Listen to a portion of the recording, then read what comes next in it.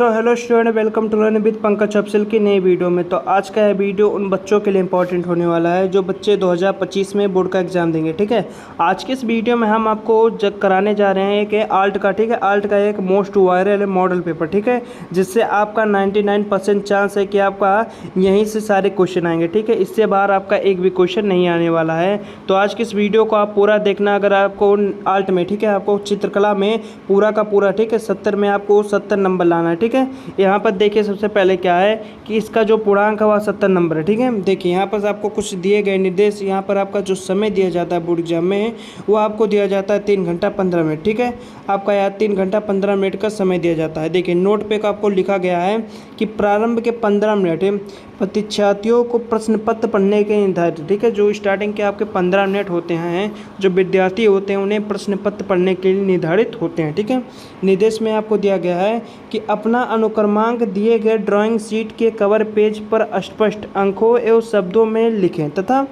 केंद्र विस्थापक की हस्ताक्षर, ठीक है, साइन युक्त मोहर प्रत्येक पत्र पर लगवाकर कक्ष निरीक्षक के सभी पृष्ठों पर अपना साइन भी कराएं। ठीक है, उसके बाद क्या है, देखिए उसके बाद दूसरे में दिया गया है कि प्रश्न पत्र का और गा। ठीक है, देखिए प्रश्न पत्र आपका का, खा और गा, ठीक है, आपका तीन खंडों में विभक्त है। ठीक है, तीनों खंडों को हल करना अनिवार्य है, आपको तीनों खंडों को ही हल करना है।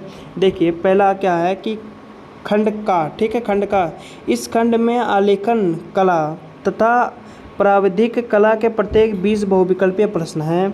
आपको एक करना है, या तो आपको आलेखन करना है या तो आपको प्राविधिक कला करना है। ठीक है, उसके बाद क्या है कि आपके द्वारा आलेखन अथवा प्राविधिक कला में से जिस भाग का चयन किया हो उसे ओएमआर शीट पे अवश्य अंकित करें। ठीक है, आपको ओएमआर शीट पे अवश्य भरना है।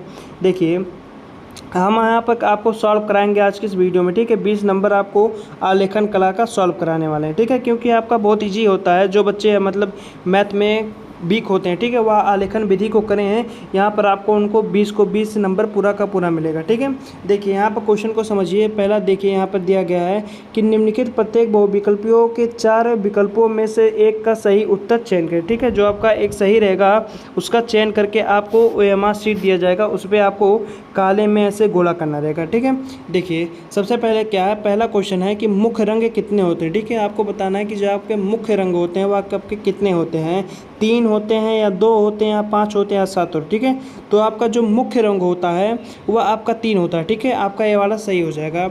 इसके बाद देखिए दूसरे में कहा गया है कि निम्नलिखित शीतल ठंड, ठीक है, शीतल ठंड रंग कौन सा है, जो आपका शीतल या ठंड रंग होता है वह कौन सा होता है।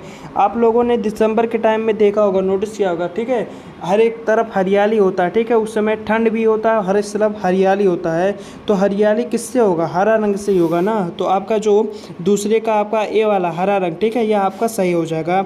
देखिए इसके बाद आपका तीसरा है कि निम्नलिखित में से कौन सा रंग गर्म है। ठीक है, आपने लोहा को जलते देखा है, ठीक है, आग को जलते देखा है, तो यह सब मतलब कैसा होता है, लाल ही होता है ना।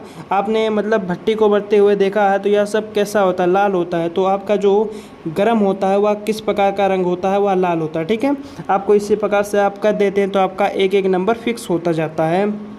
थोड़ा सा ही कॉन्सेप्ट का यूज करना है। ठीक है, उसके बाद है कि ओस्टवाल चक्र में कितने रंग होते हैं। ठीक है, जो आपका ओस्टवाल चक्र होता है उसमें कितने रंग होते हैं, 8, 7, 6 या 5। ठीक है, तो आपको बताना है कि ओस्टवाल चक्र में कितने रंग होते हैं। तो आपका जो ओस्टवाल चक्र होता है उसमें आपके 8 रंग होते हैं। ठीक है, आपके ओस्टवाल में 8 रंग होते हैं। उसके बाद 5वें नंबर में दिया गया है कि निम्नलिखित में से द्वितीयक रंग कौन सा है। ठीक है, आपको बताना है कि द्वितीयक रंग कौन सा है, नारंगी है, लाल है, ठीक है, पीला है या नीला है। तो आपको इन चारों में से बताना है कि द्वितीयक रंग जो है वो आपका नारंगी है। ठीक है, आपका लाल, पीला और नीला यह प्राथमिक रंग है, जो आपका नारंगी है या द्वितीयक रंग है। ठीक है, आपको इस बात का ध्यान रखना है। देखिए इसके बाद आपका 6ठा नंबर है। 6ठे नंबर में दिया गया है कि तटस्थ रंग कौन से हैं। ठीक है, तटस्थ रंग आपको बताना है कि कौन से हैं। ये आपका काला सफ़ेद है, नारंगी पीला है, लाल नीला है या हरा पीला है। ठीक है, तो आपका जो काला सफ़ेद है यह आपका तटस्थ रंग है। ठीक है, इसके बाद क्या है, 7वें नंबर में क्या पूछ रहा है, 7वें नंबर में आपको दिया गया है कि प्राथमिक अथवा मुख्य रंग कौन कौन से हैं। ठीक है, आपको बताना है कि प्राथमिक अथवा मुख्य रंग कौन कौन से हैं। देखिए आपका जो पहला ऑप्शन दिया गया वह दिया गया है हरा, आसमानी या पीला। ठीक है, दूसरे हमको दिया गया है कि लाल, नीला, पीला। ठीक है, तीसरे में दिया गया है कि काला, सफ़ेद, भूरा और चौथे में नारंगी, धानी, आसमानी। ठीक है, तो आपको इन चारों ऑप्शन में से बताना है कि आपका प्राथमिक अथवा मुख्य रंग कौन से हैं। ठीक है, तो आपका जो बी वाला ऑप्शन है, ठीक है, आप यहाँ पर देखिए जो आपका बी वाला ऑप्शन है लाल, नीला, पीला, ठीक है, यह आपके मुख्य रंग है। ठीक है, मुख्य रंग या प्राथमिक रंग है। उसके बाद देखिए आठवें में कौन सा है कि कौन से, ठीक है, कौन से रंगों का माध्यम पारदर्शी होता है। ठीक है, आपको बताना है कि जो पारदर्शी माध्यम वाले रंग है वह कौन से हैं। तो देखिए जो आपका तेल होता है, ठीक है, तेल रंग होता है जो आपका, वह पारदर्शी माध्यम वाले रंग होते हैं। ठीक है, उसके बाद देखिए आपका नौवें में आपसे पूछा गया है कि सफ़ेद का विरोधी रंग कौन सा है। ठीक है, आपको पता होगा कि जब आपका सफ़ेद रंग होता है इसका विरोधी रंग कौन सा होता है, तो आपको बताना काला, नीला, आसमानी या नारंगी। ठीक है, तो आपका जो सफ़ेद का विरोधी रंग होता है वह आपका ए ऑप्शन सही हो जाएगा, काला। ठीक है, जो आपका सफ़ेद का विरोधी रंग है वह आपका काला रंग होता है। ठीक है, देखिए इसके बाद आपका क्या है, 10वां नंबर में कह रहा है कि लाल रंग में नीला रंग मिलाने पर कौन सा रंग बनेगा। ठीक है, आपको लाल रंग में नीला रंग मिलाना है तो आपका कौन सा रंग बनेगा। देखिए अगर आप लाल में नीला मिलाओगे, ठीक है, आप लाल में प्लस कर दोगे नीले को, ठीक है, तो आपका जो उसमें रंग बनेगा वह आपका बनेगा बैगनी। ठीक है, ए वाला ऑप्शन सही हो जाएगा। उसके बाद क्या है, देखिए इसके बाद आपका 11वां नंबर है कि पीले रंग में लाल रंग मिलाने पर कौन सा रंग बनेगा। जब आप पीले रंग में लाल रंग को मिलाओगे, ठीक है, तो यहाँ पर आपका ए वाला, ठीक है, देखिए नारंगी आपका बनेगा। ठीक है, इसके बाद आपका 12वां नंबर पे है कि द्वितीयक रंग कितने होते हैं। आपका द्वितीयक रंग कितने होते हैं आपको यह बताना है। ठीक है, तो द्वितीयक रंग जो आपका होता है वह 10 होता है। ठीक है, आपके द्वितीयक रंग 10 होते हैं, आपका सी वाला ऑप्शन सही हो जाएगा। ठीक है, 12वें तक आपका सब क्लियर है। ठीक है, इसके बाद देखिए 13वें नंबर पे पूछा गया है कि पीले रंग का विरोधी रंग कौन सा होता है। ठीक है, आपको बताना है कि जो आपका पीला रंग होता है उसका विरोधी रंग कौन सा होता है, नीला, सफ़ेद, हरा या धनी। ठीक है, तो आपका जो पीला रंग होता है इसका विरोधी रंग होता है आपका नीला, ए वाला ऑप्शन सही। ठीक है, इसके बाद 14 नंबर पे प्रश्न पूछा गया है कि इंद्रधनुष में कितने रंग होते हैं। ठीक है, तो आपको इतना पता होगा कि इंद्रधनुष जो है वह रेनबो, ठीक है, रेनबो में आपका 7 रंग होता है। ठीक है, आपके 7 रंग होते हैं, आपको इतना तो पता होना चाहिए। ठीक है, इतना सबको पता होता है। इसके बाद देखिए 15 नंबर में है कि काला शब्द, ठीक है, काला शब्द किस भाषा का है। जो आपका काला शब्द है, ठीक है, वह किस भाषा का, संस्कृत, हिंदी, फारसी या पाली। ठीक है, तो आपका जो काला शब्द है यह आपका संस्कृत का है। इसके बाद 16वें नंबर पे दिया गया है, ठीक है, 16वें नंबर पे आपसे पूछा गया है, देखिए 16वें नंबर पे है कि कौन सी पेंसिल से बनाई गई रेखा अत्यधिक काली होती है। ठीक है, तो देखिए जब आपसे पूछे कि काली पेंसिल कौन सी है, ठीक है, तो जितना भी जिसके भी लास्ट में बी होगा, ठीक है, जैसे 1 बी तो वह कम काली होगी, 2 बी है, ठीक है, तो वह अधिक काली होगी, 3 बी है तो आपका अधिक से अधिक काली होगी।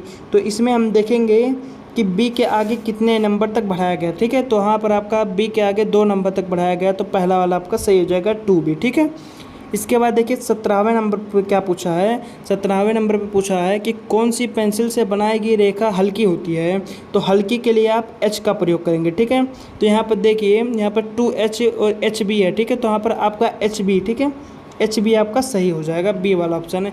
इसके बाद 18वें नंबर पे है कि फूल और कली के बाहरी रेखाओं को बनाने के लिए किस नंबर के ब्रश का प्रयोग करना चाहिए। ठीक है, आपको जो फूल है और कलियां हैं उनकी बाहरी परतों को बनाने के लिए किस नंबर के ब्रश का प्रयोग करना है, इसे पूछ रहा है। तो आपको कम से कम, ठीक है, कम से कम नंबर के ब्रश का प्रयोग करना है। तो यहाँ पर कम से कम नंबर आपका 2 है, ए वाला सही हो जाएगा। ठीक है, इसके बाद देखिए 19वां नंबर पूछा गया है कि बनावट की दृष्टि, ठीक है, बनावट की दृष्टि से आलेखन कितने प्रकार के होते हैं। आपको बताना है कि बनावट की दृष्टि से आलेखन कितने प्रकार के होते हैं। तो आपका जो बनावट की दृष्टि है इसके हिसाब से आलेखन आपका 4 प्रकार के होते हैं। ठीक है, आपके आलेखन 4 प्रकार के होते हैं। इसके बाद 20वां नंबर है कि छत के केंद्रों को अलंकित करने के लिए कौन सा आलेखन प्रयुक्त होगा। ठीक है, छत के केंद्रों को अलंकित करने के लिए कौन सा आलेखन प्रयोग किया जाएगा।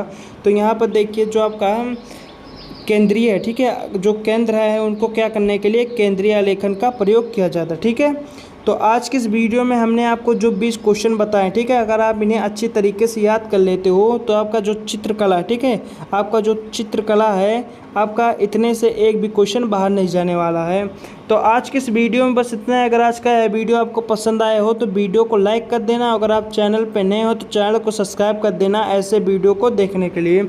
हम मिलते हैं इसकी नेक्स्ट वीडियो में किसी नए टॉपिक के साथ। तब तक के लिए बाय।